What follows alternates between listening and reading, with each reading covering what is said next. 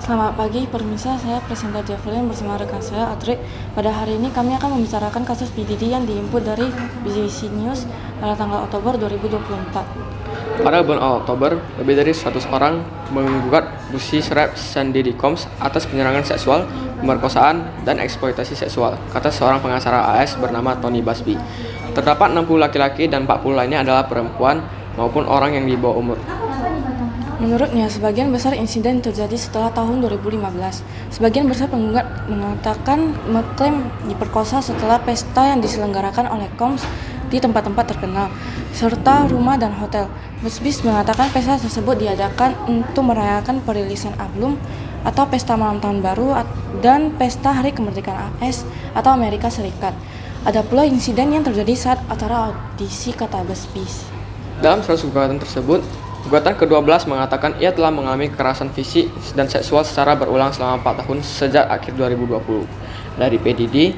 Sama seperti gugatan ini, yang lain juga bilang bahwasannya mereka dibius, dilecehkan, dan direkam tanpa izin di tempat PDD.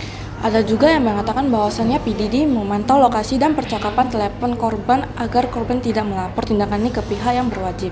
Selain itu, Diddy juga melanggar bekerja agar dia bisa membayar tunjangan sebagai gantinya jika ingin rekamannya dihapus.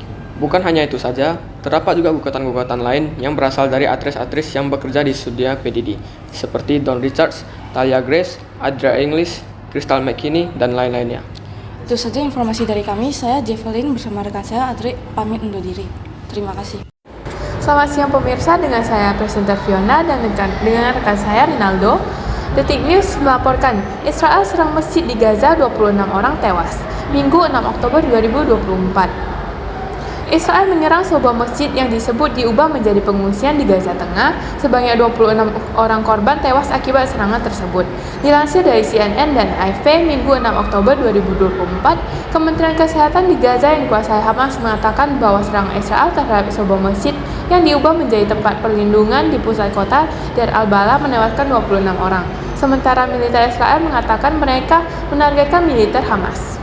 Jumlah martir yang dibawa ke rumah sakit sebagai akibat dari penargetan pendudukan terhadap orang-orang mengungsi di sekolah Idrus dan Masjid Martir Al-Aqsa mencapai 26 orang, dengan beberapa lainnya terluka, kata Kementerian Kesehatan dalam sebuah pernyataan.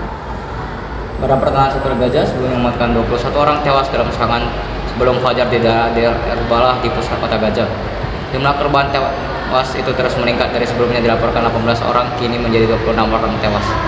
Berdasarkan video CNN menunjukkan warga sipil, pertahanan sipil, dan staf rumah sakit semuanya bekerja dalam kegelapan untuk menyelamatkan korban dari reruntuhan masjid hanya menggunakan cahaya dari ponsel mereka. Dalam rekaman itu, jasad terlihat berserakan di mana-mana. Orang-orang berteriak meminta perhatian terhadap setiap korban yang mereka temukan. Dia hidup, demi Tuhan dia hidup. Seorang pria berteriak saat dia mencoba menyadarkan korban lain yang tergeletak tak bergerak di tanah. Sekelompok pria menarik keluar seorang pria yang masih hidup. Pria tersebut telah terperangkap di bawah sebuah balok, sementara korban lain tampaknya tewas dalam serangan itu. Korban luka dibawa dengan selimut, dilarikan ke rumah sakit terdekat, beberapa berlumuran darah dan debu. Militer Israel mengonfirmasi bahwa mereka melakukan serangan itu, menyebutnya tepat sasaran, dan mengatakan bahwa mereka menargetkan pusat komando dan kendali Hamas yang tertanam di dalam kompleks itu.